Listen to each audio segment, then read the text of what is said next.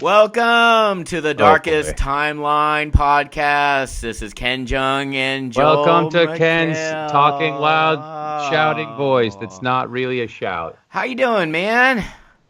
I'm well, you? Good. Let's just How's get the into bedroom it. from Hustlers with Jennifer Lopez? It is wonderful, and I know you're trying to detract from what I'm about to ask you right now. I just want to talk about the elephant in the room.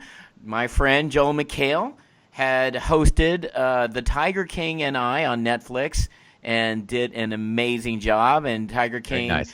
That documentary has been seen by everybody, especially since the pandemic, the number one watched TV show, maybe the number one watched documentary ever, when all is said and done. And Joel, that just came out of nowhere, man. Congratulations.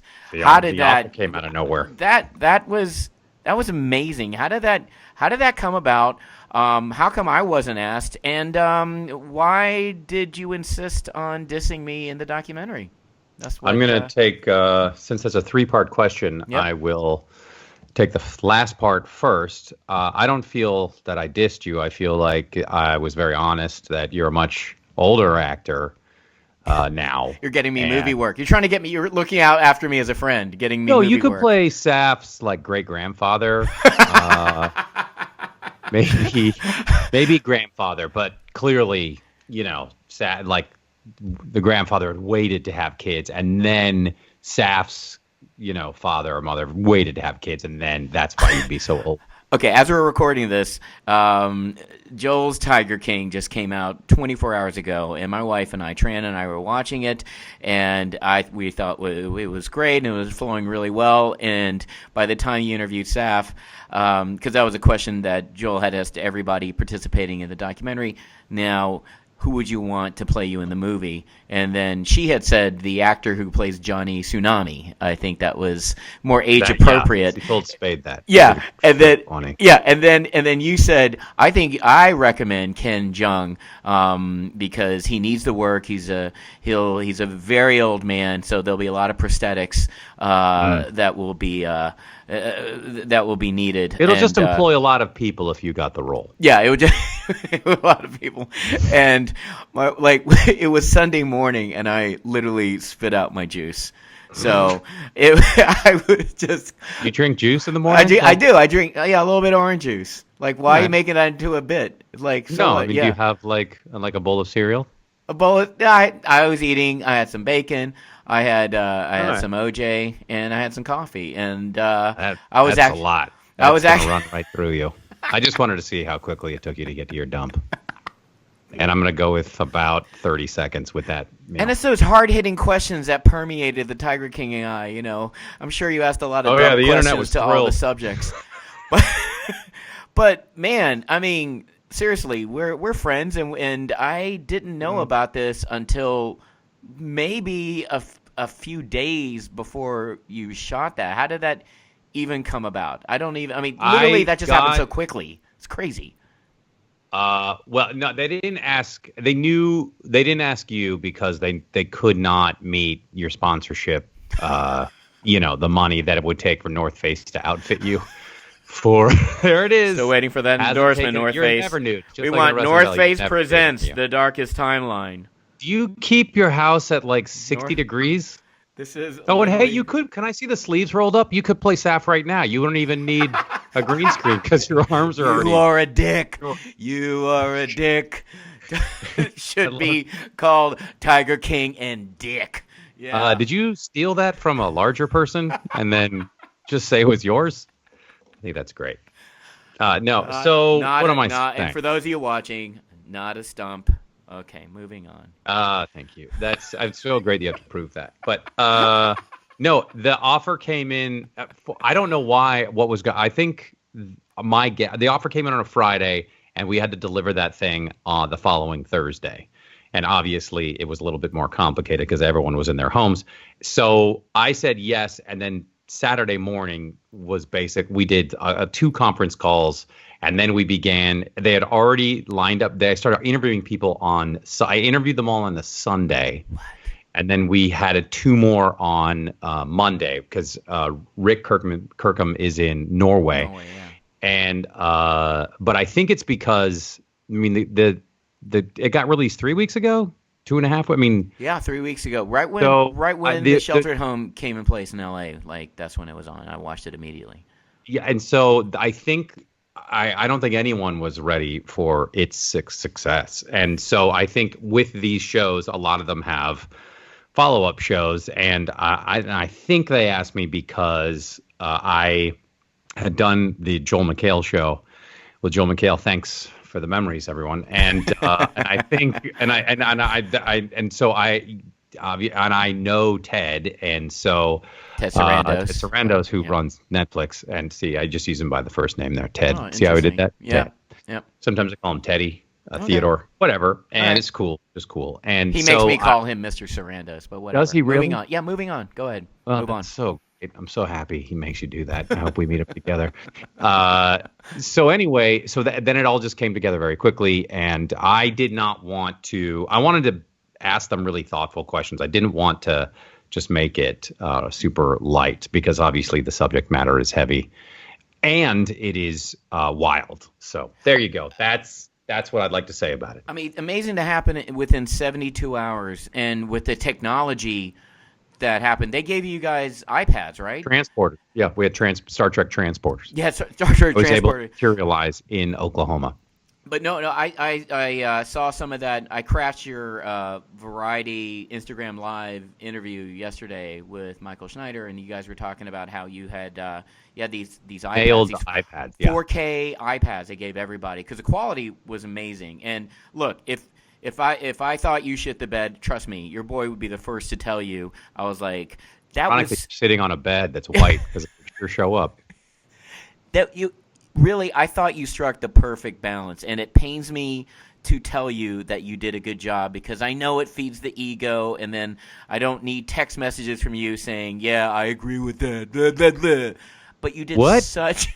Oh, I see. I agree with your praise. But you did such an impossibly good job of maintaining the balance while keeping kind of some sort of tone where you needed it. We didn't want, I didn't want this kind of, heavy, I don't know, for lack of a better word, like Dan Rather expose on it. But you got, I thought you maintained the balance of sincerity. And then when you made fun of Jeff Lowe for his Affliction shirts and how many different jackets he had, I mean, that's exactly the undercut you needed for the interview, and I thought that was 70 was the answer. 70 was the answer. His wife Lauren was like, no, he's got like 70 Affliction T-shirts, and that's great. I feel like he must have had 100 No Fear T-shirts in the 90s, right? Because that was that then.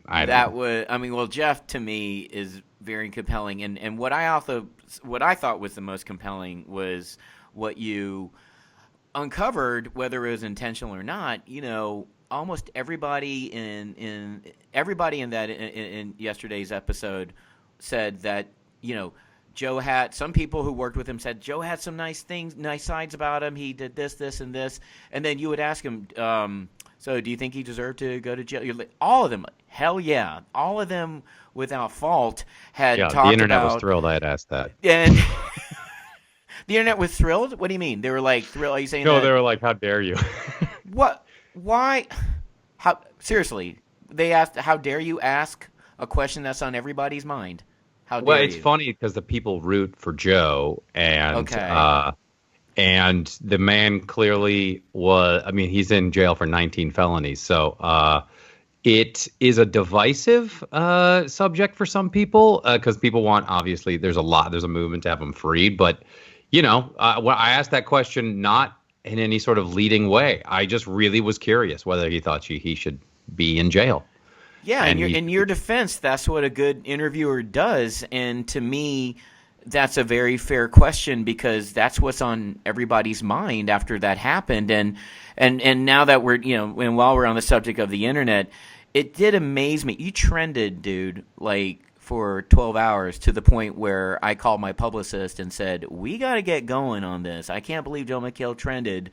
You called your publicist at like 3 in the morning? I did. I called my publicist at 3 in the morning. And because you're awful. Go ahead.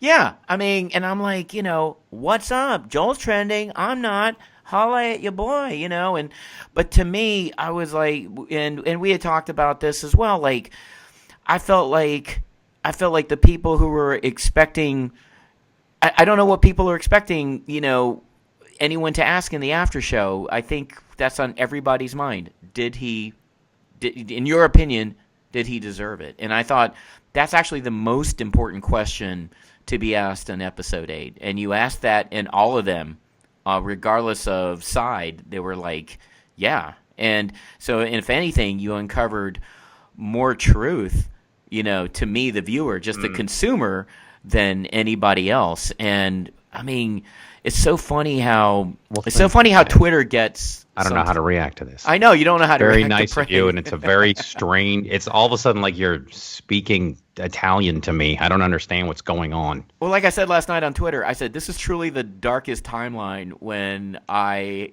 compliment Joe McHale on something. It was so well done. It was so good. My only complaint was I wanted to see more, for obvious reasons and understandable reasons. Carol Baskin, Doc Antle, and obviously Joe Exotic were not interviewed, but I would have loved you see that. I would love to have seen you interview them. And to me, I thought you struck the right balance of funny and like sincere, and it was supposed to be in a documentary like this. And to anything otherwise, like it's like that. It was like that gift that I texted you. I was like, "Have you met me? This is what I do, and this is how I uncover information." And it's so funny how, to me, non-comedy people, I felt like in general, they were the ones bumping on it the most. But to non-comedy people, I dare say, Joel McHale asked a question that was on everybody's mind. So, to me, I thought I really objectively thought it was a job well done, because you and I, let's face it, you and I have done stuff individually, on projects like this, where we know something. We're not idiots. We know when something is not going well. I've done so many like award shows, or I've done so many pop-ins on other projects. You're doing it for PR and or at least in my case, if I'm promoting something and for it you it must be weird when it feels good, right? Yeah, for me, it's actually really because this never happened. I don't think I've ever done anything promoting something and going that went great, better than. I mean, the whole point is not that point. You know what I mean? I don't know. It's very strange to me. You're being way too kind, and it makes me wonderfully uncomfortable, and I don't know what to say anymore. But you're very nice. I'm not kidding. Well, I honestly, I would not. Honestly, dude, we're friends, and if I thought you did a bad job, I would say. What would you say if I thought? This is what I would say. I would go, "Hey, man, dude, saw your Tiger King and I. How do you feel about that, man? How do you feel about that?" It's like now I know if I do something that sucks that you're going to say that. You're gonna say, "Oh my God, I saw you do that thing, man. How'd you feel, man?" Right, so that's how comics ask each other when they know the other comic has not done well, and they're good friends. If you do something I don't like, then I'm just going to go, "Oh man, I saw that thing. The costumes were great." Yeah. And then I'm going to go, "Oh, you were terrible." Yeah. When you say you're Korean opposite day, when you say you're terrible, that means I've probably done a good job. And when you say I'm great, then I get nervous, and then I know. Oh no, that's my. Then they'll like probably hurt my feelings if you say, "Hey man, I just thought you did a great job." If you said it in that tone, you probably would really make me cry, because then I know I've done a bad job. Someone's about to hit me or push me down. Like I was like, "Wait, why would you?" Yeah. Well, that's very. Look, I was very happy to do it, and I, just like everybody else, I find that show endlessly fascinating. And that first scene with the snow leopard, I'm just like, oh yes, I'm in forever. And so I was happy to do it. And just believe me, if the opportunity comes up again, I definitely will not recommend you. But that said, we should talk about. But I'm getting a pre-read for the movie, yo. So it's all good, dog. Yeah. already got You my gonna agents play? on it. I got Yeah? my manager, who's my mom, and I have her on the case. So Oh, that's can't great. wait. It is all good. But no, I really When thought you it call was up a your great mom job. to Huh? manage your career, when you call up your mom to manage your career, what do you say? Manage it, mom. That's Oh, exactly what I say. I we said, should talk about. Shouldn't we talk about the pandemic? Because you're a doctor, and we prom. oh, COVID-19. Oh wow. So it's kind of what's the haps, huh? Well, I So, know that. See, folks at home, when Ken drops into doctor, you can see it happening right now. He just switched over in his brain. He doesn't want to. This is where he stops joking and he keeps running his hands through his hair and touching his cheek. And he doesn't. You can see him. It is kind of cool. You see him switch into doctor mode like he's Jason Bourne, and he goes into his "I am now an asset in the field." And so, but I feel now I'm going to pay you a compliment. This is why podcast shouldn't just be I people. know this might be the worst But no, episode ever I- because we're just like last complimenting week- each other all day. It's stupid.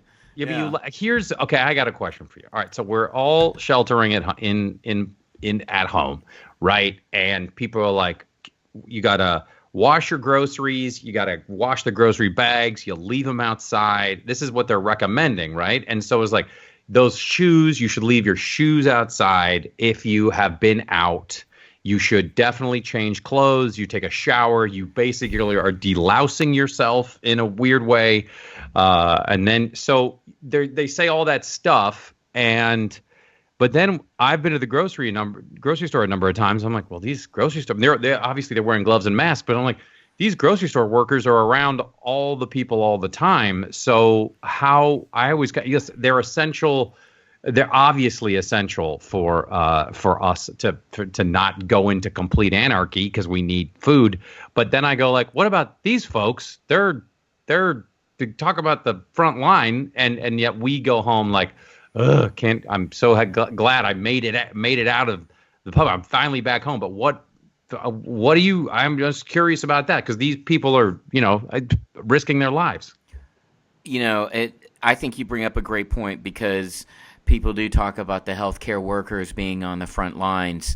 They're not the only ones. It's like you said, people on the front lines are people in the grocery stores, people providing food, people providing at the gas all station, these, all the gas. independent businesses. Yeah. So and I've always started out, which is the reason why we started doing this podcast at this time. I want to convey all my thoughts, prayers, and love to everyone affected with COVID-19, and this is truly the darkest timeline right now. But there is light on the end of the tunnel because this in California, as we're taping this, we're about to hit our peak week, which is good. We're actually flattening the curve and hitting our peak a bit early, and we're hitting it earlier than expected. I didn't know that. I thought peak week was last week. Peak week was in New York. It's different from state to state, and I believe it was the University of Washington. They have a website that I follow every single day,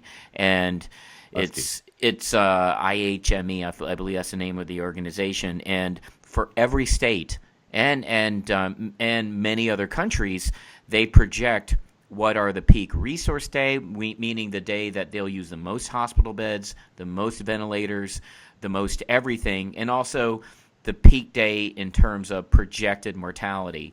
Do you feel like, and I hate to ask claim me anything, please. the state that I live in, but California, that probably has 50 million people in it, 55 million, around there. I feel like we jumped into that, the sheltering in place fast. I mean, I think all credit goes to, Governor Gavin Newsom and here in L.A., Mayor Garcetti. We were the first areas to impose the stay-at-home and shelter-in-place. And actually, you and I know better than anybody because we were taping the show that I was hosting, and literally the day before everything was to take place. So, because I believe California jumped in early on the stay-at-home, and I also believe California we're lucky in the sense that LA is spread out, and the areas, the hotspots aren't as dense as they are in New York, in Detroit, in areas of Louisiana, which is, those are the states right now, New York, New Jersey, Michigan, Louisiana. Those are the areas being hardest hit because it's all about the density. And I think LA, we've been very fortunate. What worries me as a former physician is that, that we get How too long complacent. have you not been a doctor? 14 years, and not because of lawsuits, and I wasn't disbarred. I don't want to talk about that anymore. I mean, that's like a long time ago. Okay, you know what? Just shut up. That's like saying, like, oh, when were you a professional tennis player? Like 14 years ago. I was like, well, how would you do now? I mean, terrible, because you're out of shape, right? Moving on, shut the fuck up. We were, right now, we Sorry. are at... I didn't realize it. I saw that interview. Oh my gosh, I saw it the other day on YouTube. You gave Lisa Guerrero. It was and thank you for promoting the show. And then you asked her some medical question. Inside Edition, and then you said Ken was disbarred, right? Like you said all like Ken lost his license, right? I'm trying, and I wasn't there to defend single-handedly. myself. It wasn't there to defend myself. Rumors about you. I want there to be something like you murdered like an orderly or something, and then you kind of like a fugitive, but not as cool at all. Like the Richard Kimball. Okay, got it. It's like that would probably be on the set of Vampire Suck. The Vampire Suck fugitive, maybe, if you will. Look, I didn't bring up Vampire Suck. You did. For those of you listening, Ken did a movie called Vampire Suck, and I honestly have never seen it because I don't want to waste time. And oh my gosh, I'm kidding. No, but I hear it's actually very good. You would have loved it. It was it was a prequel to the Tiger. Whatever. I don't want to talk about it. No. But no, I'm kidding. But your wife is a doctor. Wife's a doctor. I doctor talked to right Tran, now. and I have Very accomplished. Very accomplished, much smarter than me. And it's funny, this weekend I talked to a couple of physician buddies who, not just in California, they're on the front line. They're working in the hospitals, working in ICUs, and it's just a painful reminder. Like, we're overall pretty fortunate to kind of, hopefully by the end of the week, go on the downslope of that curve a little bit. But just because you're on the downslope of that curve doesn't mean the mortality rate is like that much lower. Climbing to the top of Everest and then going, well, we did it. Now this is just a breeze to get down. That it's the opposite. It's just exactly. You just have to be as vigilant. And what I worry about with kind of Trump's push to reopen the economy, by hopefully May, it worries me because it really depends on where, because there are certain areas that shouldn't be reopened in May.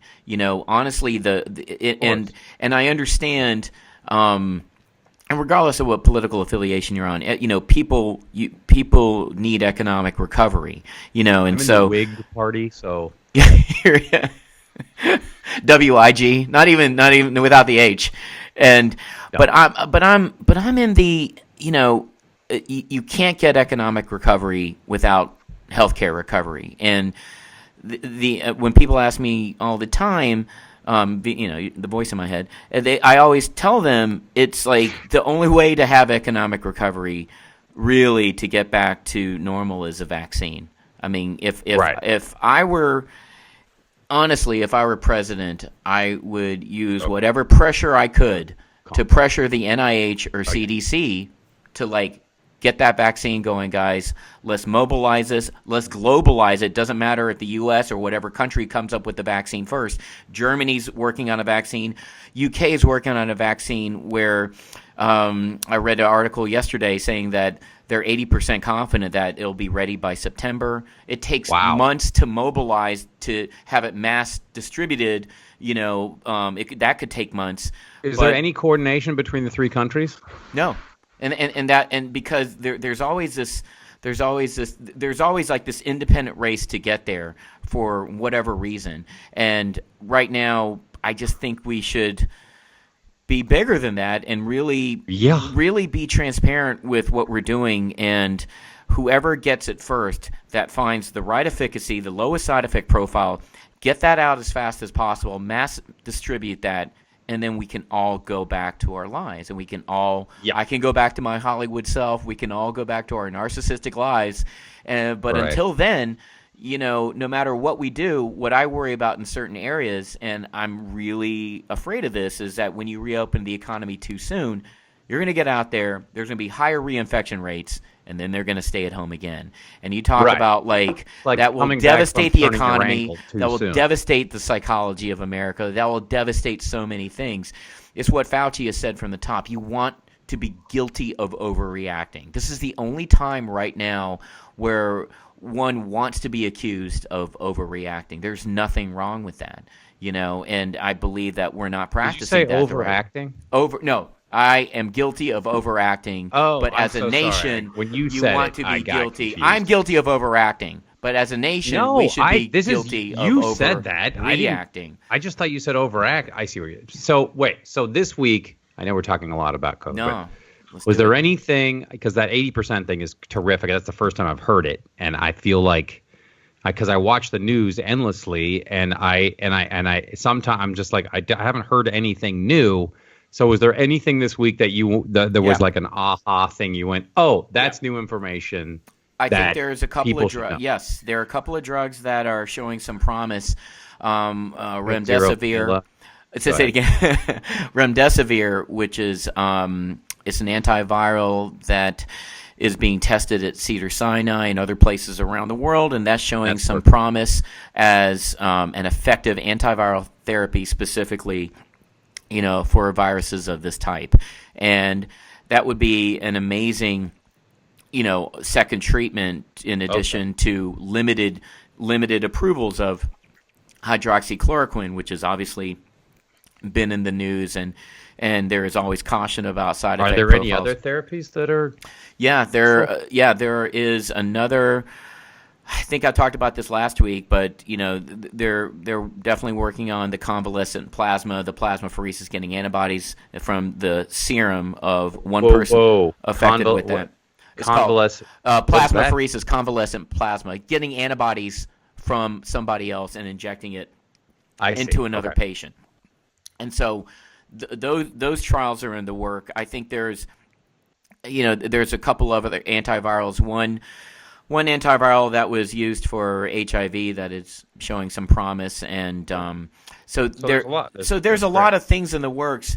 But honestly, and I think I predict one or two of them will be in bloom, hopefully before the second anticipated wave of infections may come in December. That's what I'm worried about, because the virus, like when it gets hot here, when it gets humid, when it gets hot, the UV light, the heat's going to kill the virus, and then that virus, you'll actually see infection rates spike up in the southern hemisphere where it's going to be cooler, where it's going to be winter at that time.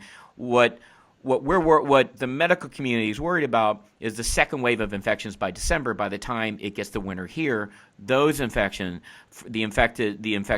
from the southern hemisphere, we worry about that going back to the northern hemisphere and causing a second wave. And if we have a couple of treatments under our belts, then we can be prepared for that. But bottom line, we need a vaccine. And also another thing that has been in the news is serologies, is getting antibodies in your blood, being tested for antibodies to coronavirus. And serologies, and with a Z. With an S. And friends of ours have been tested, and you're looking to see if you've had a recent infection to coronavirus. If you are IgG positive and immunoglobulin G positive, that means you've had a recent infection, you've recovered, and you can help. Can you get it again? The economy by that's a great question. You can help reopen you can help go back in the workforce and really contribute to the economy if you're IgG positive. And so did you get tested yet? I have not been. Well, it's not. It won't be wide for a few weeks. So Okay. I think they're doing limited testing, and the government sponsoring some trial programs right now where select few are able to get tested. So I think that will be the new marker. That will be really the new driver's license in this country, is to like, what's your antibody status? Are you IgG? If you're IgG, then positive. That means you've had a recent infection. You're considered immune, and you're considered safe to go out in the workplace. Be my stage name, IgG positive. IgG positive. And but I like what you just okay. asked right now. Can you be reinfected? That's been of considerable debate right now, because there was a case. Because it hasn't mutated, right? Because flu mutates and this one doesn't.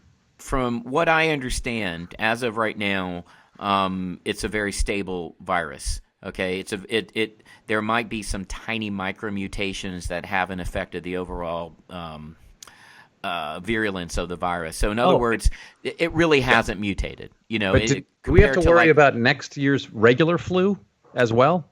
Yeah. Oh my gosh. That's the thing. I mean, now that we're hitting peak week here in California, we're thinking, oh great, troubles are over. No, it's not. We need a vaccine in order to get back. Maybe some people who have had it and who are immune to it can go back in the workforce. That makes sense to me. But you're still putting people who aren't infected. Right. They would have to go, if they go back to work, it has to be with significant precautions. Either they have to wear a mask or still work from home. So so it could be years before.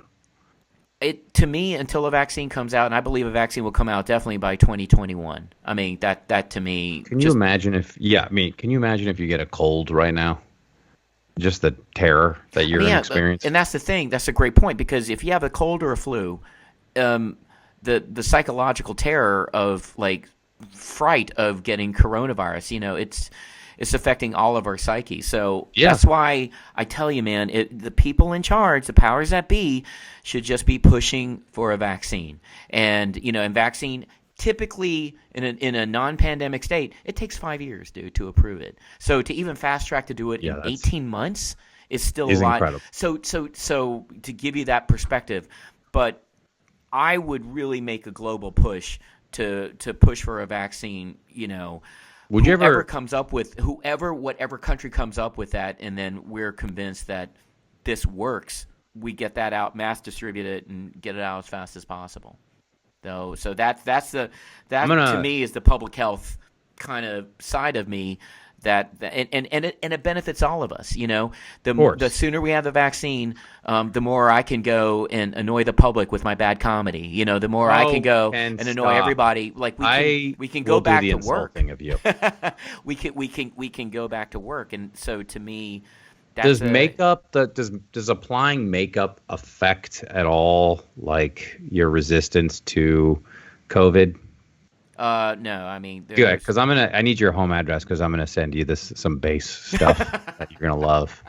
It's smooth, it moisturizes, it'll even it all out, and you won't be called Sir Blotchy anymore. Sir Blotchalot? Is that Sir Blotchalot? That's my name on your. We should talk about the thing, which we never do, which is community. Well, it's half of named what our. And by the way, shout out to 6 Seasons in the podcast. I did an interview with them. Here we go. And it just aired yesterday. You should totally do the podcast. Alex and Jen, they were really nice. I already listened to it. Huh? I listened to it. First of all, that's a bold-faced lie. I know. That's the thing. I know. I should do a documentary on you. It's just like I know when you're telling the truth or a lie. And see, by the way, that's an amazing thing of your interview skills. Just right there, we're talking about something serious and deadly, and then you led me into about your base and makeup line, and you sucked me in, and then you got out with the joke. That's what you're like master undercutter. If you're like a WWE character, you would be the undercutter, and I would be Paul Bearer. I don't know. I would like to be the undercutter, the wrestler, because then I would get into this ring, and I'd see you. I'd be like, "Is that what you're gonna wear?" Yeah. You'll just shame your opponent. You're gonna wrestle me in those tights? Oh okay. My God. I mean, it's up to you, but all right, let's do it. Yeah, whatever. and then their feelings will be so hurt, and that's like you're finishing. I want them to question their outfit the entire time. Your finishing maneuver is the sharp snarker. You just get him into a figure four and just insult him. Oh, really? Your hair's like that? Da-doy. And then No. It's fine. I just didn't want to. I don't want to pull focus. But go ahead. Anyway, shout out to 6 seasons in a podcast. Thank you for that amazing interview. And I totally encourage all of my community friends. Megan Gans, our dear friend. And by the way, Megan Gans, she listens to every episode of this podcast. So thank you, Megan. Thank you so much. She's very busy, though. That's very nice of her. Very nice. She's beautiful, awesome. She saved our show when we needed saving. She's on this great show, running this great show called Mythic Quest, who she created with Rob McElhaney and Charlie Day. Charlie Day is my buddy, also listens to this podcast. And thanks, Charlie. I think you shouted them out every week now. That's really good. Yeah, they're my friends. Is there anyone else you want to mention? Kat McNamara, she was a star of Shadowhunters, and do you know her from Arrow? She follows both of us. She loves the podcast, and she's a big fan of the podcast. So shout out to Kat. She's amazing. So have you ever been on Arrow? I've never been on Arrow. They said, and I quote, "too out of shape and too old." I think to be that. Why would you I guess about to insult you. I don't know. It's no big deal. I'll get over it. It's okay. All right. So, but we should talk. But okay. Shout out. Thank you. 6 seasons in a podcast, and Charlie Day, and the other 9 people that Ken mentioned. No. But we should actually talk about community. We should talk about because there's all those talkback shows. Oh, yeah. It's not called Talkback, dummy. It's like called Jenna Rewatch. And Angela have. It's not called Talkback. What are they called? Watchback? No, it's called Rewatch. Rewatch. Yeah. Right. I mean, and that's actually a shout out to the Office ladies, Jenna Fisher and Angela Kinsey, who really got you and I unintentionally on the podcast, and that led to serious discussions with you and me. It was like, maybe we should do something. So. And then I was like, probably not. And then when the pandemic happened, I'm like, okay. Changed. Yeah, the schedule changed. But this would not have. This podcast would never have happened because Ken is the busiest person I have ever met. Well, you are busier than I am. You are. But you make a lot more money. We're both. How much money do you have? Not true, and that's gauche. Dude, yeah, it's fine. Okay, it's fine. I tell you, you're right. This is Joe McHale 101. This is his classic move on every. I mean, if you work for him for the first time, he'll disarm you. Hey, what's your net worth? And they're like, I'm not going to talk. And knowing that person will not say that, you will look it up on celebritynetworth.com, and you're like, hey, so and so and so and so, your net worth is $20 million. That's a lot of money. And like cameras are rolling. I'm a walking faux pas, as I like to refer to myself. Faux pas. And who is laughing? Okay, and so we should rewatch podcast, not talk back. Not talk watch. We should, because the podcast, I feel like we're going to get to 9 hours on this thing, but we should watch an episode. All right. And then we should watch an episode. Can we watch an episode on the podcast? Oh, we could totally do that because, rewatch podcasts are all we should totally get in on that. Office Ladies, Scrubs, like Donald Faison and Zach Braff, they have a podcast, so they're in the top 3 podcasts going on. So we should totally rewatch a podcast. I have one in my mental Rolodex because I watch a lot of Community with my kids. It's the Pulp Fiction episode because I just saw Pulp Fiction over the weekend, and we did a Pulp Fiction episode that I loved, a Dinner with Andre episode. I don't know the name of it, and what I would like to do, if that's cool with you, Andrew, our producer, Andrew Hobson, what I would like to do is, if any way we can either show video and or audio of the podcast, and Joel and I can just do commentary, and the things will just. That's how you monetize off of these rewatches, man. It's such big money. So you and I, we just do a rewatch podcast, dog. It's so easy. And then maybe you can finally get to a Lamps Plus and replace those things. Is that the name of it? Is that an actual store name, Lamps Plus? Well, yes, it is. I know that you have personal shoppers that are out getting all your lamps, but that peeled bamboo brass thing. Look, I want to shoot my podcast like a Wes Anderson movie. See how symmetrical it is?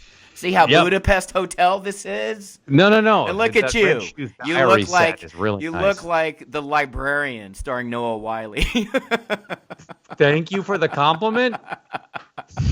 He's a very handsome man. I'll get that book for you, ma'am. Hey guys. Yep. Andrew. We can't. Andrew, our drunk no. producer. Listen to his voice. Go ahead, Andrew. We can't. We don't have the rights to show any because that all belongs to Sony or Yahoo or whoever owns the show. So we get in trouble. Don't you feel like he's at the end of the bar? We can't do the Sony because the Yahoo people sued. I think what he was trying to mumble is... Okay, so then what do we do? I don't know, man. You're the one who want to fucking talk about Community, man. I didn't want to... It's called The Darkest Timeline. It's our 4th episode. I know, but it's just like... I wanted to do the Pulp Fiction episode, and I have it all... Like, I have it already on my phone and everything. It's on Netflix now, and we can... So... All right. Well, should we... I don't know. Should we just talk about it? Yeah, let's talk about it. Okay, go. Okay, and rewatch. All right, cut to open with the study group. All right, and the dean saying something, and this then is terrible. Jeff Winger saying something snarky, and then Donald Glover improvising something genius, and then I come in and they cut my scene and they go to commercial. All right, that's the beginning of the Pulp Fiction episode. That's every episode. That's every episode, and then I do remember being at a diner. We were at a diner, and I think I was in the B storyline, which I was told by my mom, the best storyline, not the A storyline, tends to be like the least meaningful of our storylines. And the A story is Jeff Look at my Winger. camera. Go ahead. Is I don't Jeff know and what's going on Abed right now. Well, no, Jeff, you were dressed as... I don't know who he's talking to. You're dressed as John Travolta in Pulp Fiction. And, yes. And then...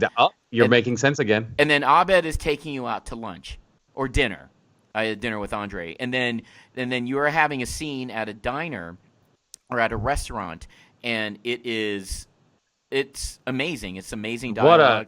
This is quite a rewatch. Boom. It's amazing dialogue. And that's the rewatch. And you just saw the Darkest Timeline rewatch, yo. So, all right, let's just... Why don't we call someone? Let's just call a friend. Jeez. Let's ask somebody who was in the episode that can remember it. Because you just sounded like you had been knocked unconscious during a football game. And they were asking you, how many fingers am I looking at? And so that was... So let's call a friend. Shaklacky! Hey, Danny. Hey, Danny. How you doing, buddy? Hey, what's up? How's it going, Ken? How's it going, Joel? Good. Thanks for hopping back on. You were great last week, except for the ending part. And bad connection. Sorry about that. That's all good, man. It's just, we're just kind of... I'm just stressed out. We're trying what's going on? We're trying to do a rewatch podcast. And because that's all in the rage right now, casts from these shows like The Office and Scrubs are doing a rewatch podcast. And one of my favorite episodes was a Pulp Fiction episode. And I don't know the name of the episode, but it was really cool because I dressed up like Bruce Willis, and I was really buffed at that time, season 2. That was back when I had abs. All right. And then... I love this podcast. Can I finish? Oh, yeah. All right. Yeah. All right. And he's...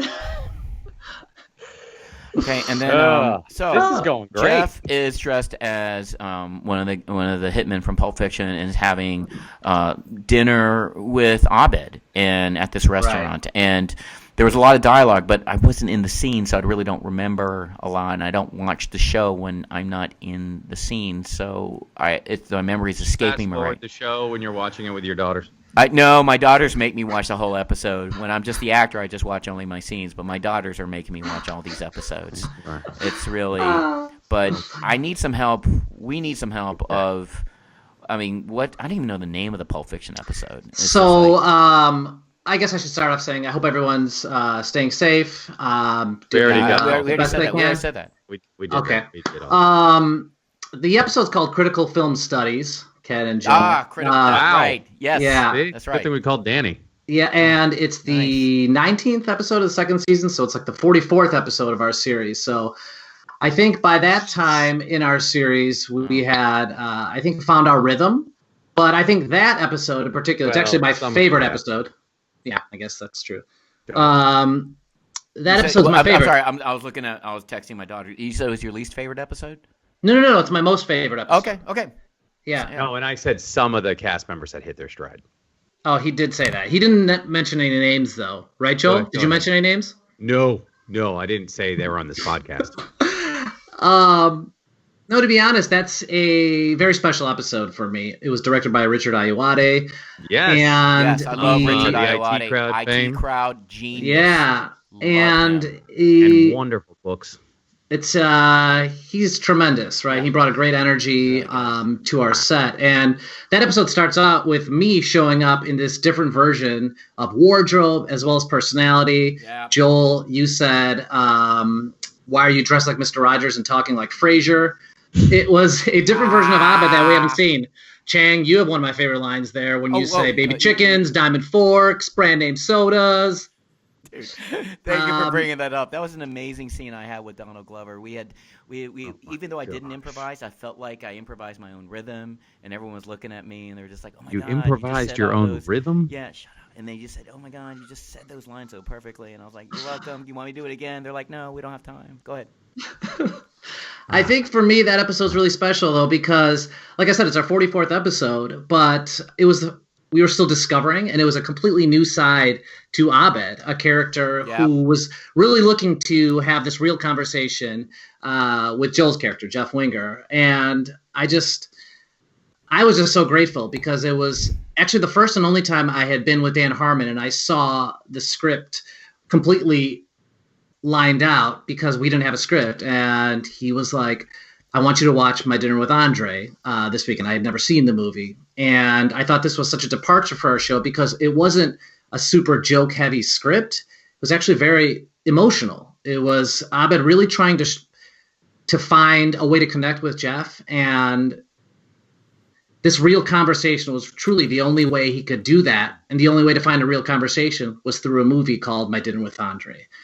I thought Joel's performance was excellent. I thought the cast was tremendous. Thank you. And for me, seriously, I appreciate that. Mine, he Thanks, singled brother. me out. No, I Truly. really no. He said cast. So, but I think that he said cast. for me as an He actor, said I cast really right thought here. I'm of the cast. So he said cast. it was the whole cast, and it was everybody there. So for me as an actor, it was really special. I'd never been able to do something like that, which was a meta comedy, but it was so deeply character based. I'll always remember that. Anyway, so I don't mean to be a dick, but how long was it going to go on with that? It's just, it was, jeez, it was I'm like you sorry. talking about COVID. I mean, God. I mean, you know what I mean. Like we got. I mean, we had like we were really on a roll with Tiger King. And, Yeah, we nailing it, you and then know, he it's comes just like- in. I just was like, wow. I mean, God. I mean, let's just do. Let's do Q&A. Maybe we'll try next week with We'll him try on next week. something else. Yeah, we'll do another community talk back with Joel and Ken next week. Next week. Thanks for. Yeah. Is that what they're called? Talkbacks? You know what? I feel like just right now was a talk back. That's what I felt. So. Yep. All right. Okay. Darkest, Okay, wait, what are you doing? I'm gonna do Q&A. Are Darkest. you doing Postmates again? Huh? You already ordering dinner? You're busy? Where are you ordering in from?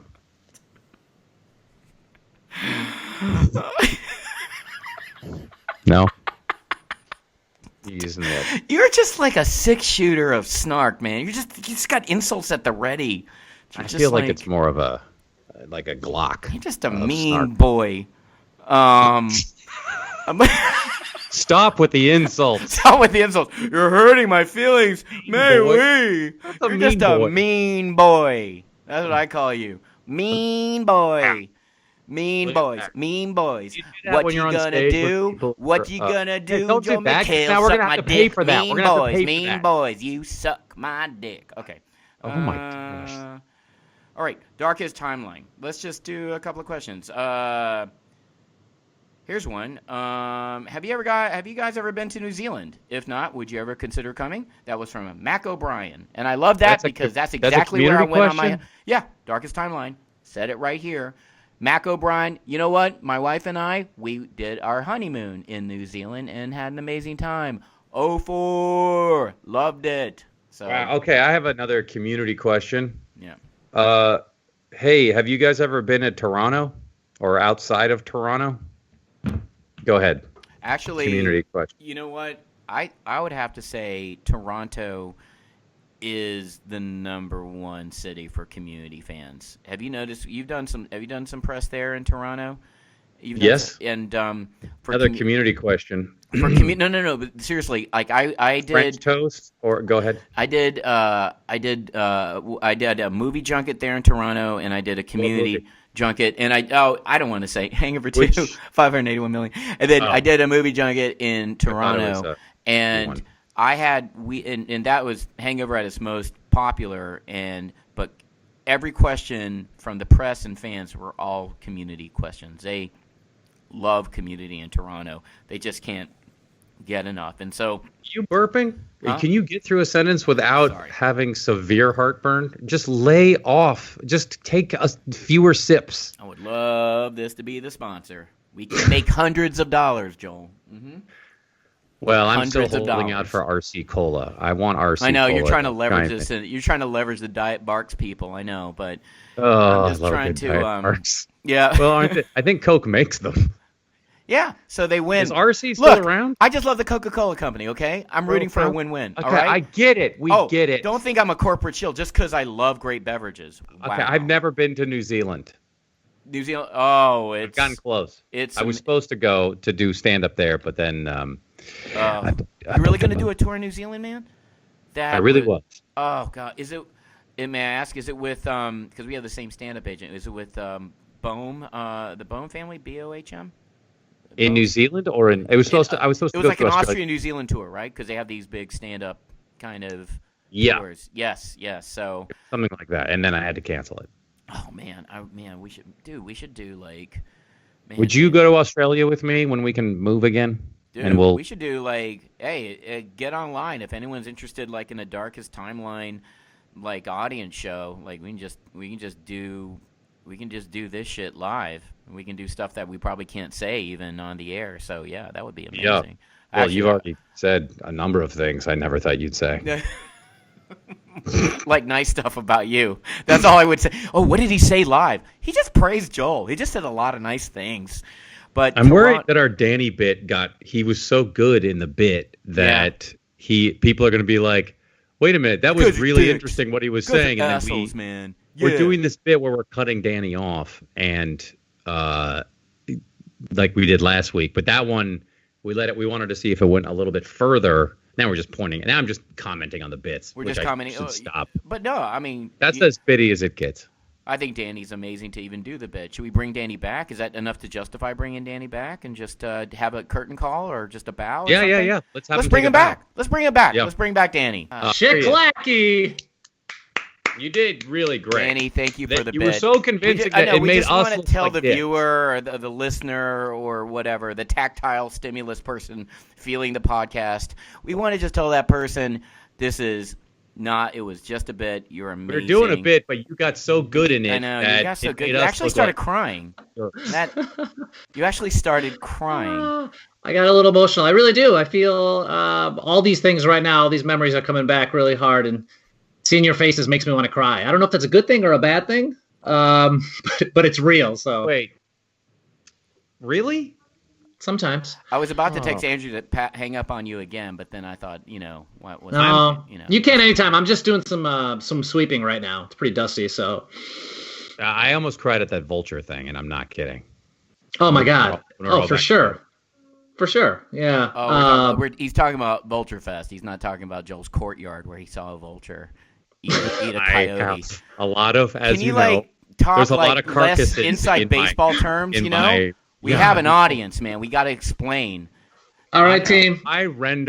So Danny, you were really funny and very convincing, and we had to bring you back. So Ken and I we just look less awful now. Yeah.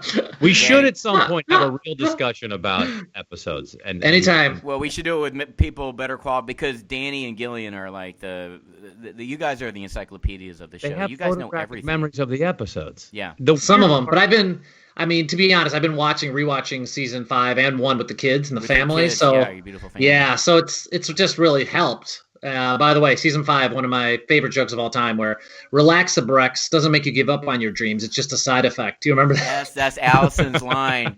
That is.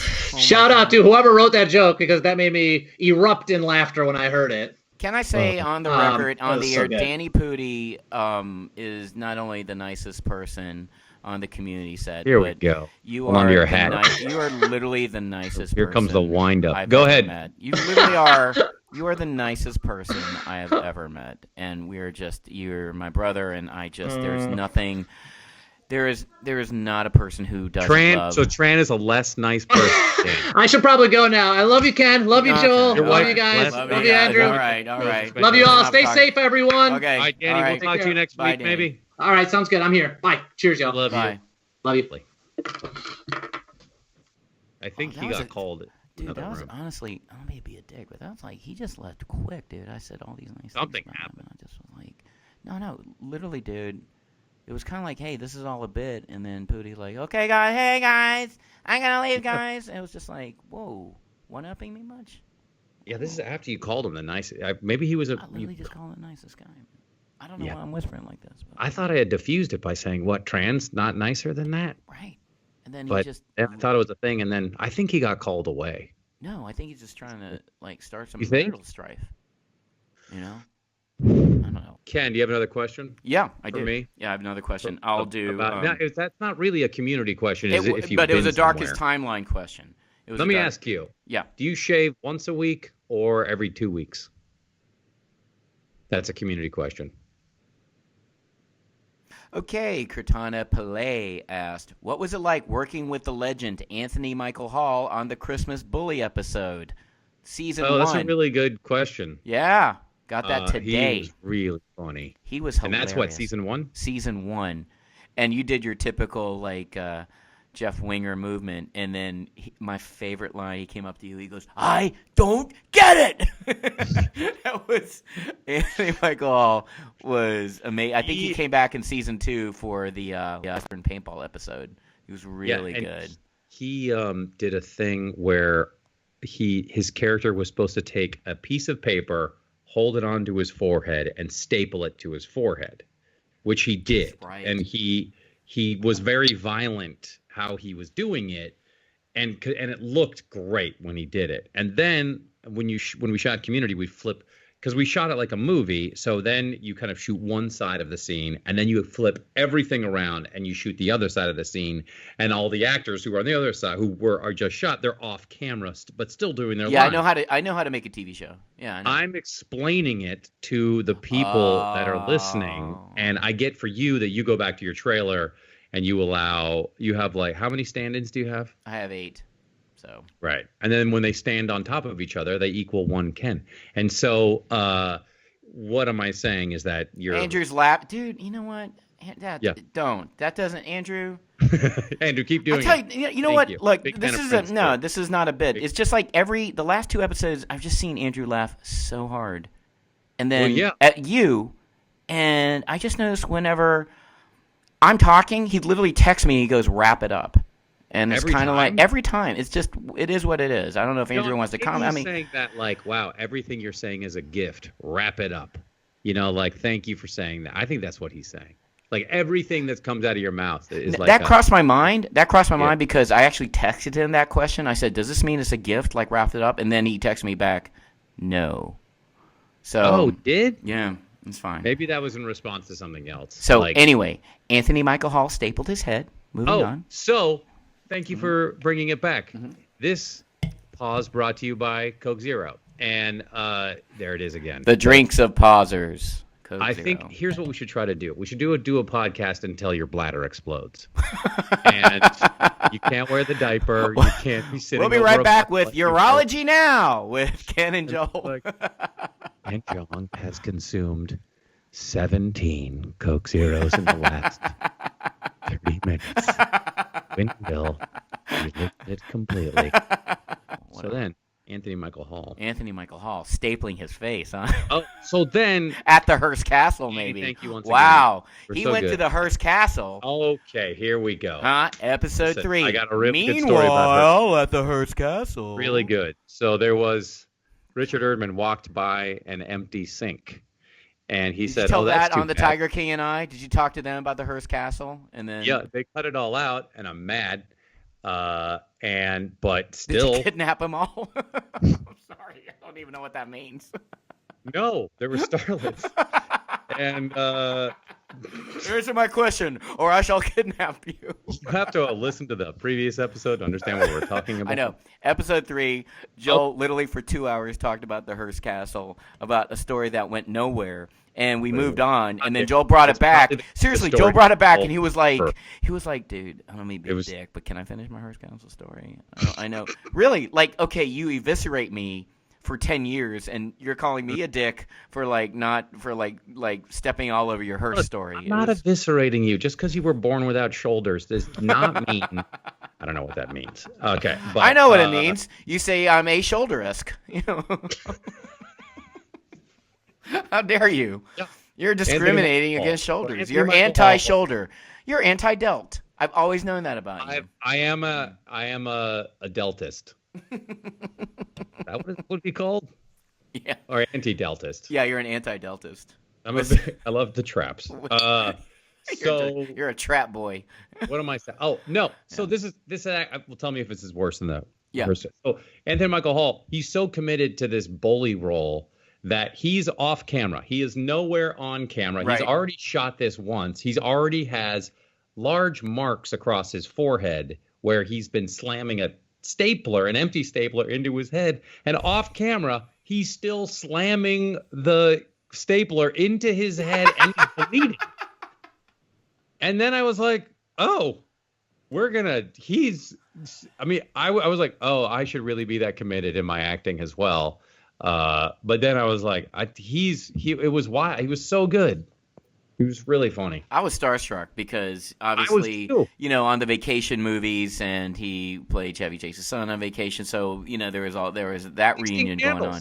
16 Candles, Breakfast Club. So he's part of my childhood, and just to meet him, he was really cool. And you're right, he was so committed and so unexpectedly intense, in a great way. I did not, he is, and I mean intense in a great way. He's just really committed, and exactly what you said. Intense and not the greatest way.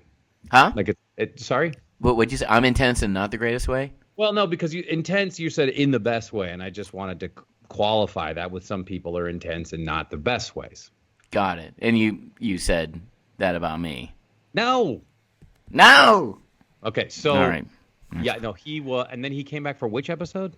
He came back. It was kind of like a cameo in the Western paintball, the cowboy paintball episode, and I think he was harassing Fat Neil, and then Annie rescued Fat Neil from the bully character, and then she shot Fat Neil. It was like a whole thing. So you've seen it recently, haven't you? I'm really, man. We did a rewatch podcast, dude. It would be so bad. You're okay with seeing yourself on camera, and I'm asking you this honestly. I know I joke around a lot, but like in a monitor or something, or just no. When you watch Community, do you have any problem watching yourself?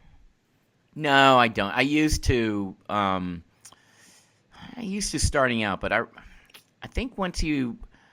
I'm a character actor, and I really don't, obviously, and I know there are jokes opening for you. I just don't care about my look, so it doesn't, really, and it's funny, like, once you kind of not think that way, it's pretty liberating. You just kind of, I'm just concerned about staying in the flow or in the zone and not worrying about appearance. I feel as long as like no, I'm just talking about when like your kids are watching the again. I know everyone knows that you haven't cared about your appearance for years, but what I'm saying is no. Do you?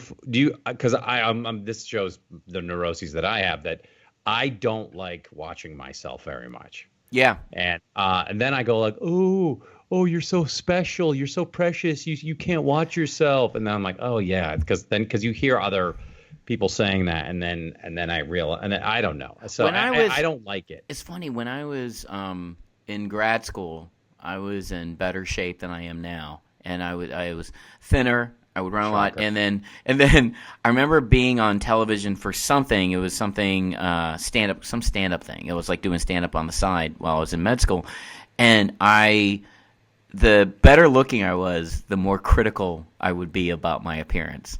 Does that mean that? So I don't know. You were like the more svelte looking you were. The more svelte looking I was, especially in college, because in college, I had it going on. I was a cute boy. I was a cute boy, and I was just like, people just thought I was adorable and cute. And this was in grad school. This was in medical school? in college. In college, I just had in regular 4-year college. Yeah, regular 4-year college. At I had a lot of, and it's just like a different side. Yeah, I had a lot of dates, and I was like, I was kind of considered. I thought of myself as cute. I don't know. I'm coughing what on the my hell's own. going on I'm right coughing now? on my own words. Even my throat couldn't believe it. And so, okay.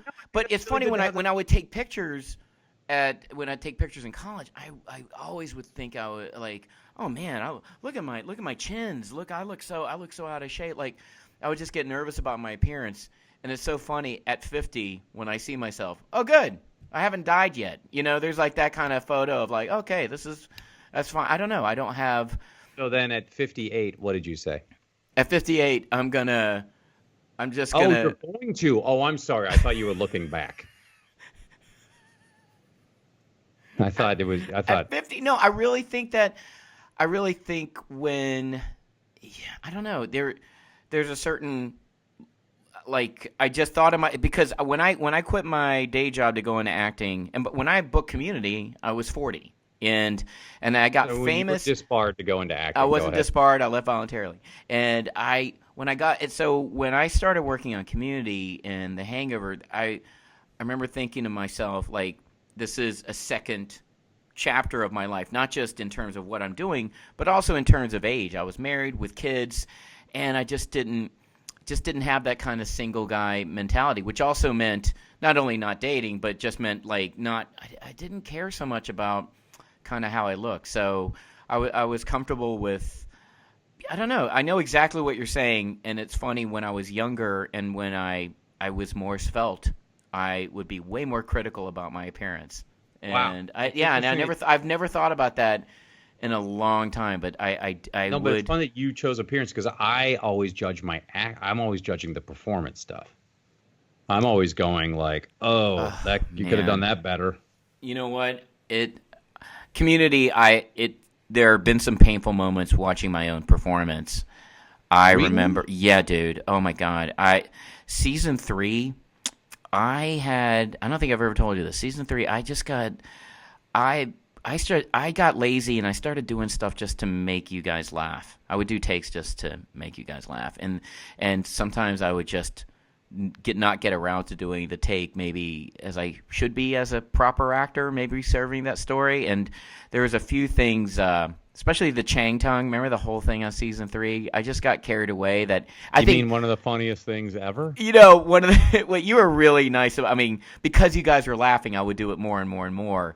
But because it was really funny. Well, I was doing it honestly to make my friends laugh. I don't know if I was doing it to make the story better, but there were times. Remember that documentary, the Dean documentary episode? That one of my favorite episodes. You doing an impression of Jim Rash, by the way, was amazing. I mean, you looked like a taller Dean. Ding. Yeah, dude, it was insane. And there's certain things I was in the background, and I cringe when I watch some of my performances. For some reason, season 3 stands out. I was just doing stuff because I was bored, and I do remember like I didn't feel like I was doing my job. And that, you're right, that's the only time I felt like on Community. Season 3, for some reason, arguably creatively one of the better seasons. Remember the whole Law and Order thing? Amazing. Okay, I had no lines in Law and Order, or maybe one line, and I was standing as the bailiff on this. It was an homage to Law and Order, and I stood as a bailiff, and I was doing everything I could to make Allison laugh, because she had this long monologue. I mean, it was last minute monologue that she had to nail probably in like 2 takes.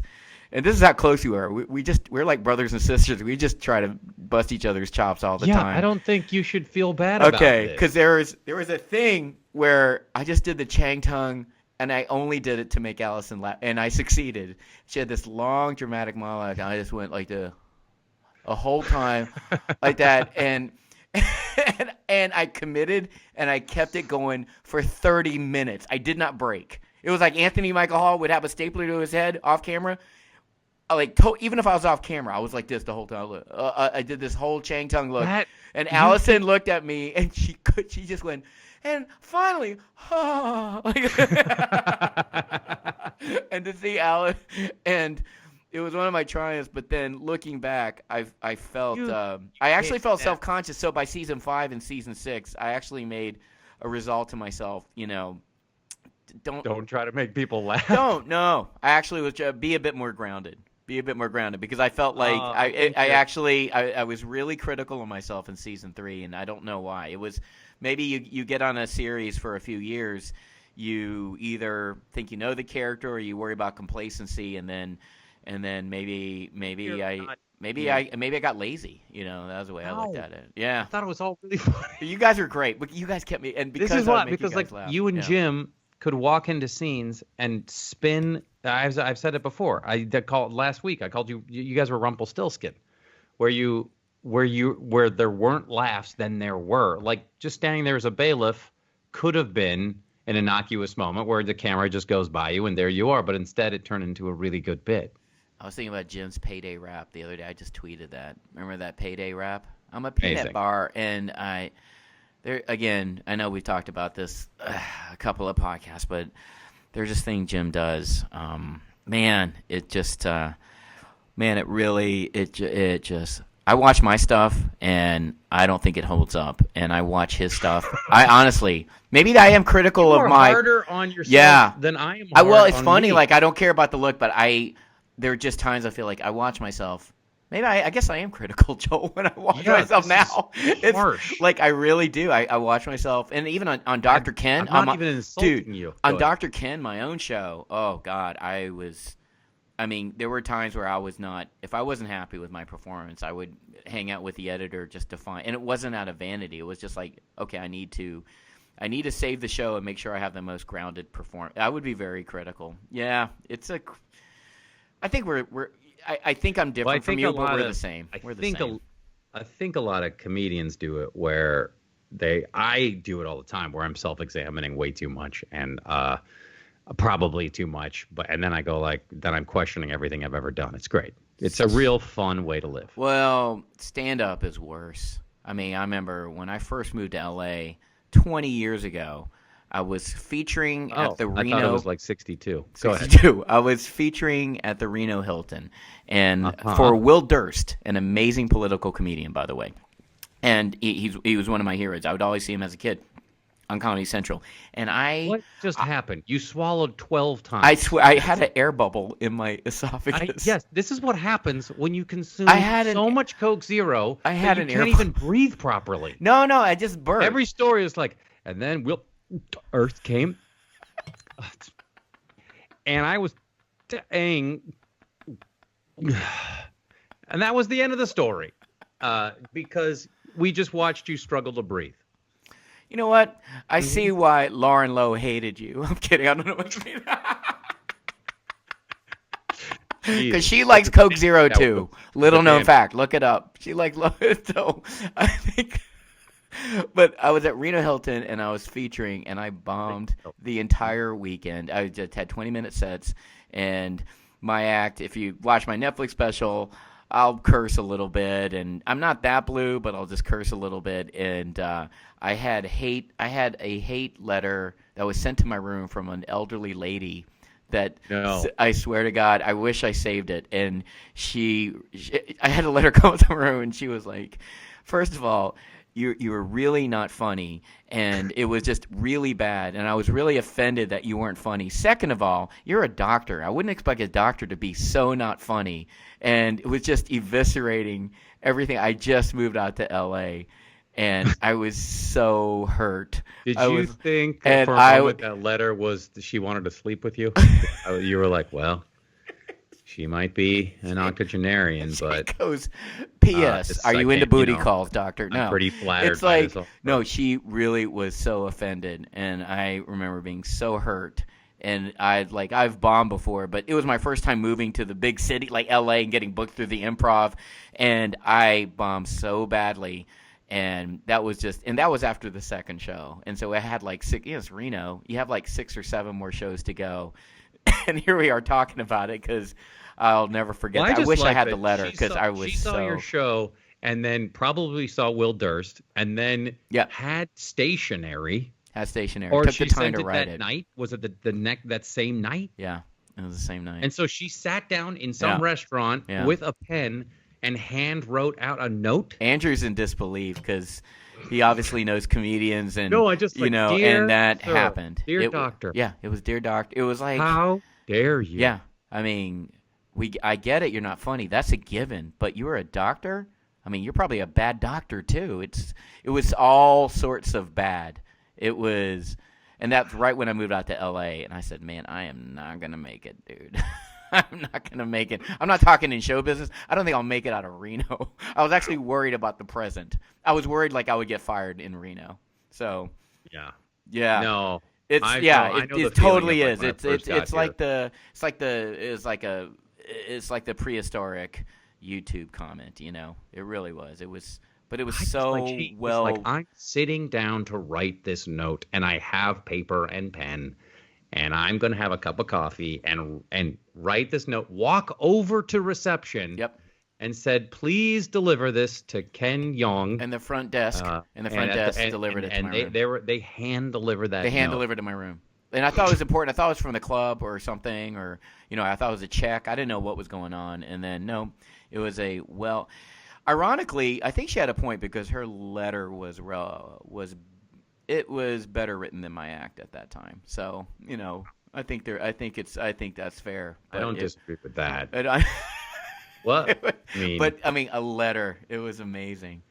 I mean, to be fair, she probably did punch up for the Golden Girls. I don't know, but it was like, what if she's like this amazing writer, you know? And like, you know, what if I trolled back? If it was on the internet, I was like, what have you done on television? You've done nothing. And she goes, oh, really? I won 8 Emmys, asshole. I was like, no, I'm B. Arthur. I came to see you. Yeah, I'm B. Arthur. I was going to give you a recurring role, but. How many questions have we answered? Oh, Jesus. I honestly. 3? Okay. I mean, the New Zealand one doesn't really count. Someone said, are you actually going to answer questions this time? Diane Abel. Thank you. And I'm just worried they're going to think we're dicks to Danny. I think it was a bit. Go ahead. I think we can edit it where we'll totally cut out. I think we can edit it where we'll cut out Danny entirely. Brandon Teets. Brandon Teets? Yeah, Brandon Teets said. I think I went to college with Brandon Teets. Okay, he goes, even though it's a podcast, is Joe McHale going to find an excuse to rip his shirt off asking for my wife? Hashtag darkest timeline. Just ask that. Wait, so it would be dark if I ripped my shirt off? I don't know. I think you should go first. There's a lot of shirtless questions this week. Chang, okay, Sam DeLorean. Asked, Sam DeLorean. Asked,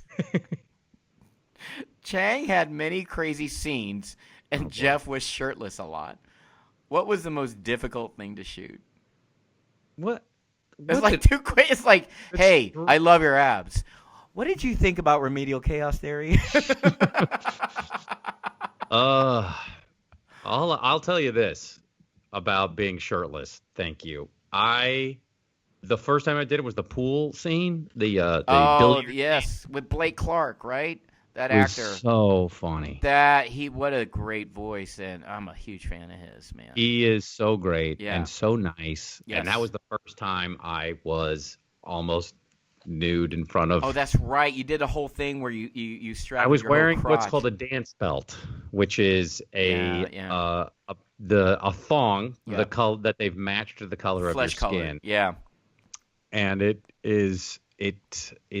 everything else is on display except for That was amazing. Yeah, and so I remember reading that script, and that day I was like, well, did you work out like a madman? Did you work So out I like just started doing push-ups anywhere I could. That's right. because You and Donald would I do had a push-ups week. before every scene, dude. What? There was a time you and Donald would do push-ups before every, especially if you guys were shirtless or. Oh yeah, Yeah. that on the bottle episode. Yeah. Everyone. Oh Wow. yeah, that's right. People didn't. Oh wow. No, you did. You did a couple push-ups, I remember, and and then you vomited from exhaustion. I pushed a couple Twinkies up to my mouth. Okay, well, this will be the last question. Michael at True MC87 said, even though he wasn't part of the study group, how close was the cast with John Oliver, Professor Duncan? And and that's a great question because They didn't ask about your abs. they didn't ask about, although it's a great non-ab question. John Oliver was really an early architect of Community. In fact, he was supposed to be, I believe, one of the regulars. Yes, one of the series regulars of Community.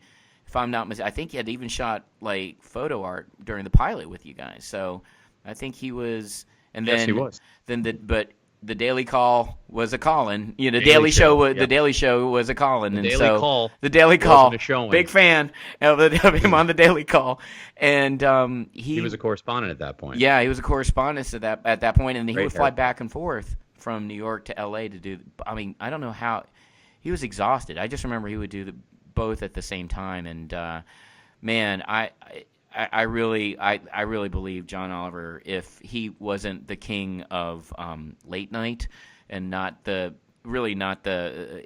funniest, smartest man in the world, if he wasn't that title, he's also one of the best actors I've ever worked with. On Community was flawless, Yeah, just like Jim. He really crazy. pisses me off. Yeah, I mean, like, do you still talk to John? Do you still text him?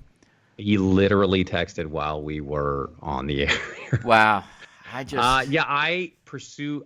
Whenever I go to New York, I usually text him to see if he can spare 2 minutes. But he is way too nice, and I can't see. Even us talking about him, he's gonna be like, I know he won't. No, he's so. It scares me how talented he is, and he was roommates with Richard Ayoade in college, Yes. and they had a band together.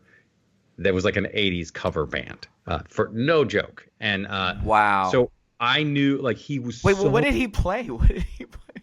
Was he a singer? Oh my god. I think they both sang. And I one time, boy, now years ago, we went to dinner in New York, but the three of us, but because I did the American version of the IT Crowd, which never went anywhere, but they brought in Richard from England because he's obviously a very. I think they tried to get him. I think they tried to get what's his name too. Matt The Berry. lead, yeah, no, the guy who this is gonna be terrible for me not to remember his name. He's such a good actor, and he did that show. Horrible. I'm a horrible person. He was in Bridesmaids. He's been in a bunch of stuff. Oh yes. I'm God.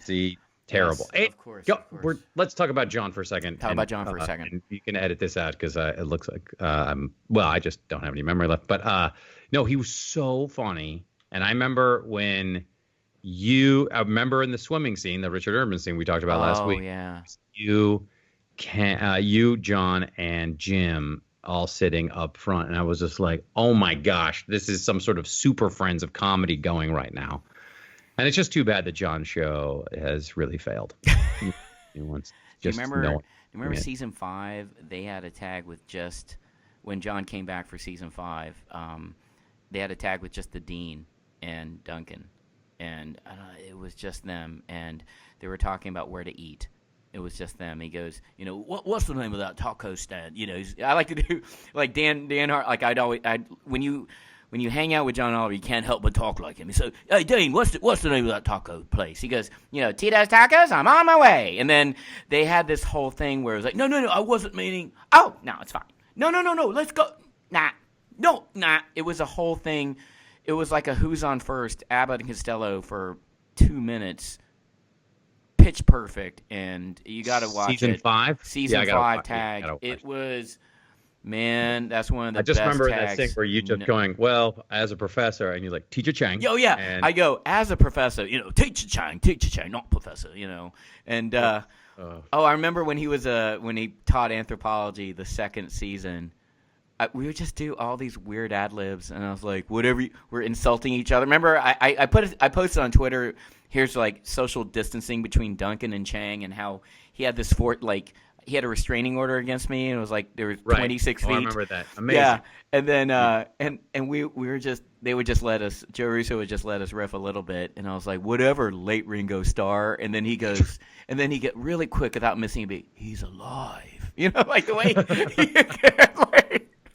Seriously, dude, John Oliver, like one of the funniest. I mean, and he's holding up. He's the tip of the spear, and that show is And you know what he told me? He actually said, I go, do you, what do you want to do? You want to? Here you are on Community. Do you want to? He said, no, quite like doing the Daily Show. It's just like he goes, acting is just like it's a break. It's just a nice break.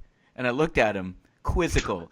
I said, you're calling what I quit my medical day job for to dream of doing a break, because he just made it look so easy. He just was effortless and could just. Yeah, it was so opposite when you guys were in scenes. Dude, people would be surprised behind the scenes, the hero worship I would have, because John Oliver was already an established star in The Daily Show, and I was just starstruck doing scenes with that dude. It was just like he and Jim Rash, man, what a deep bench. There were so many. I call them the Phil Hartmans who. Yes. Like SNL in the '80s, when Phil Hartman would walk in, you would go, "Oh well, no matter what happens, I know I am going to be laughing because this guy is the greatest sketch artist of all time, and he's going to just make us. He will keep the scene support like Will Ferrell. Yep. Like you're just like, oh, here we go. We're off to the right, or like Kristen Wiig. You just know it's going to be funny. And so, anyway, yeah, I love the man, and I love the new episodes. The way in his home, it's just masterful. I'm gonna stop. I hope he never hears this because I know. It's like when you're friends, it's kind of hard to talk about your friends. Yeah. So, but and to praise him, but it's easy to praise you because we're not friends. So, I have to say, as a frenemy, you did a great job on The Tiger King and I. What are you doing right now? Are you also, wrapping us up? I'm wrapping us up, Joel. And we are at Hey, peak this is. week. I'm going to use your voice from the beginning. And This is the end of the podcast. I want to thank Danny Pudi for doing so just, that was a bit. Pre-planned bit. So us. just to take the heat off of us. Watch his new show. Watch his new show, Mythic Quest. Actually, showrunner is Megan Gans, and it's also Ombre Kerr's husband. It's really good. By the way, he plays a character that's very Winger-esque. It's a totally much smaller. So it was really good, and I was. And who else you want? Who are the people you wanted all shout out to? I want to shout out Rob McElhaney, Charlie Day, Megan Gans, Danny Pudi. I want to shout out Kat McNamara. I want to shout out Lamar Jackson, who quarterback of the Baltimore team. Yeah. Yeah, totally. No. Oh, we can stop dude. there. We're bros. We're in the same book club. Yeah. All right. MVP last year. Yeah. All right. Baltimore Ravens. Yes. Of course. Jeez, Louise. Amazing quarterback. Yes. No. No. I'm sorry. I was trying to wrap up, and then you just kept overlapping me, and it was just like, oh my god, like maybe the best quarterback to be of all time. Yes. Exactly. All right. Watch The Darkest Timeline. Russell Wilson. God, you'll see. Let me finish. Darkest Timeline. Thank you. All right. So Ken, really good to talk to you. Great talking to you. And 30% of this was really good. Yeah. And so I'm really looking forward to those parts. Yeah. But it's like picking through soup. So okay. So as Andrew Hobson calls this, a project. Thank you guys so much. Really appreciate it. Thank you. Stay safe. Wash your hands. Yes. Wear North Face and drink Coke Zero. Right, Ken? Right. Bye. Thank you, Andrew, for all your help. Thank you, Andrew. And scene.